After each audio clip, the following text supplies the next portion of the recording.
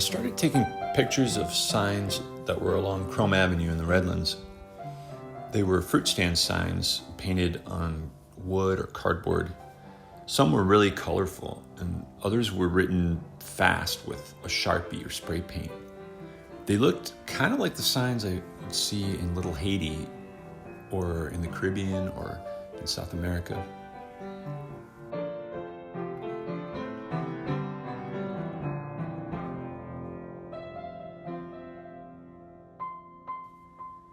Around that same time, I started taking pictures of the freeway signs on the Palmetto and Dolphin expressways in Miami that were covered with tarps. They were covered because those freeways weren't ready yet. The signs were in place, but they covered up the information so people didn't go down the exits yet. They reminded me of Christo and Jean-Claude's covered buildings. The objects they were hiding were actually drawing more attention to themselves by being covered. I wanted to get that kind of effect in my work where I could hide something and maybe draw attention to it at the same time. So I had a lot of canvases around my studio. They were just little canvases I would test things on or draw little still lifes.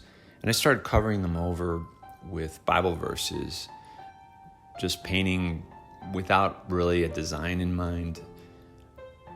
It was a desperate kind of crisis moment in our lives, in my life. My stepdaughter was a teenager. I had 2 new little daughters, babies, and things were a little bit stressful. Painting those canvases helped me release some of that energy and the desire to find some kind of truth in what I was reading in the Bible and respond to it in a way that felt really comfortable to me. My daughters like to paint in my studio with me. When they were first starting to write and learn to read, they would write things on pieces of paper like long messages and lists.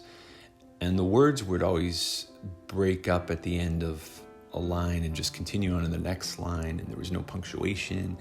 And they would just create these beautiful patterns of letter forms. And I started bringing that into my work. I stopped trying to make the letters so distinct. I let them drip into each other and overlap. I used big brushes and big chunks of charcoal to have a little less control over what I was doing. And so now you can find words in my paintings, but you have to really look for them. And if you search for them, you'll find a word or two.